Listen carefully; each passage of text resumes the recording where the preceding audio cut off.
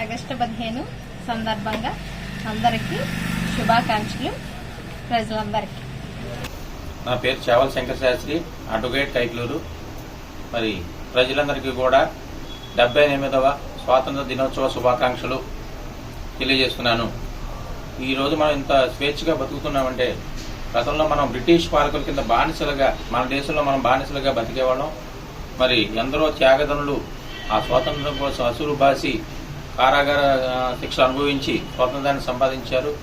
వాళ్ళందరి యొక్క త్యాగ ఫలితమే ఈరోజు మనం స్వేచ్ఛగా జీవించగలిగేటువంటి అవకాశం వచ్చింది. అలాగే స్వాతంత్రం వచ్చిన నాటి నుండి మన భారతదేశం దినదినాభివృద్ధి చెందుతూ అగ్రదేశాలకు పోటీగా నిలుస్తోంది. కాబట్టి మరోసారి ప్రజలందరికీ కూడా 78వ స్వాతంత్ర దినోత్సవ శుభాకాంక్షలు తెలియజేస్తూ సెలవు తీసుకుంటున్నాను. ఐఆర్ న్యూస్ వీక్షకులందరికీ స్వాతంత్ర దినోత్సవ శుభాకాంక్షలు.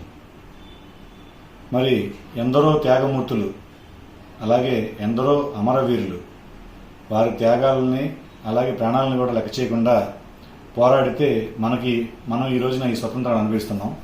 ఈ స్వతంత్ర ఫలాలని మనకి అందించిన అమరవీరులందరినీ గుర్తు చేసుకుని స్వాతంత్ర దినోత్సవ వేడుకల్ని ప్రతి ఒక్కళ్ళు పాల్గొనాలి. అలాగే పిల్లలకి పెద్దలు అందరూ కూడా జెండా పండుగని ప్రతి ఇంట్లో పండుగ చేయాలి. ఇప్పుడు మన భారత ప్రధానమంత్రి గారు ప్రతి ఇంట్లో జెండా ఎగరవేయాలని పిలుపునిచ్చారు. ఆ సందర్భంగా ప్రతి ఒక్కళ్ళు ఇంట్లో జెండాను ఎగరవేసి స్వాతంత్ర దినోత్సవ వేడుకల్ని ఊరు వాడ పల్లెల్లో కూడా అత్యంత ఘనంగా జరుపుకోవాలని ఈ సందర్భంగా అమరవీరులందరికీ మరొకసారి నా ధన్యవాదాలు అర్పిస్తూ అందరికీ మరొకసారి స్వాతంత్ర దినోత్సవ శుభాకాంక్షలు.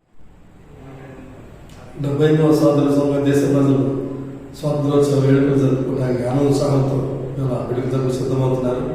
ఇదే సందర్భంగా మనం దేశ స్వాతంత్రం కోసం తమ అసలు వారి ఆస్తులు ప్రాణాలు కూడా త్యాగం చేసి మరి భారతదేశానికి స్వాతంత్రం తీసుకొచ్చేందుకు కృషి చేసిన స్వాతంత్ర సభ్యులు మహానుభావులు ఎందరో మహానుభావులందరికీ కూడా మనం స్ఫూర్తిని తెచ్చుకుంటూ మరి ధన్యవాదాలు సమర్పించాల్సిన అవసరం ఉంది.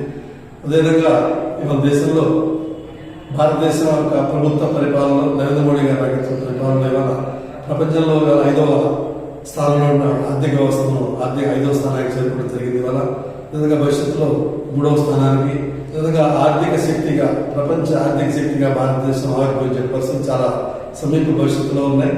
మరి అన్ని దేశాలు కూడా జీడిపి తిరోగమనంలో ఉంటే భారతదేశ జీడిపి ఇవాళ పురోగమనంలో ఉంది. అదే వేగంగా ప్రపంచ బ్యాంక్ కూడా ప్రకటించిన పరిస్థితి ఉంది.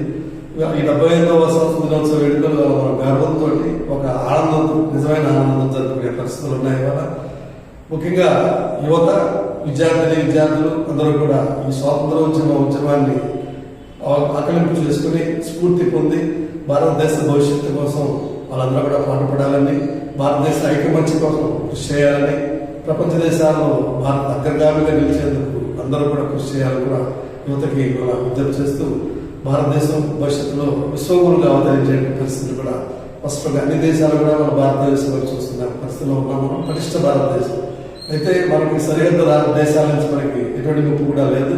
కానీ దేశంలో కొన్ని రాజకీయ పార్టీలు అంతర్గతంగా రాజకీయ ప్రయోజనాలు దృష్టిలో పెట్టుకుని దేశ స్వాతంత్రాన్ని స్వాతంత్ర ఫలాలను కూడా ఫలంగా పెట్టి ప్రజల హక్కుల్ని కూడా ఫలంగా పెట్టి శాంతి భద్రతలను కూడా విచ్ఛిన్నం కలిగించే విధంగా వ్యవహరించిన తీరుని ప్రజలందరూ కూడా గమనించి దృష్టిలో పెట్టుకుని చాలా జాగ్రత్తతో వ్యవహరించి దేశ ప్రజలు యువత కూడా వ్యవహరించాల్సిందిగా ఈ స్వాతంత్రోత్సవ వేడుక సందర్భంగా అందరికీ కూడా దేశంలో విజ్ఞప్తి చేస్తుంది.